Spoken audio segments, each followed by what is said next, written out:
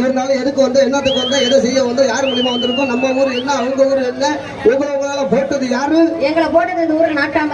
என்னைக்கு உங்களை வந்து போட்டாரோ அன்னையில இருந்து கையில பிடிச்சிட்டு அலையிறது. எதை? மஞ்சள் பையன் தான் வசூலுக்கு. வசூலுக்கு இருக்கட்டும் பாப்பா. அப்ப ஆரம்பிக்கும்.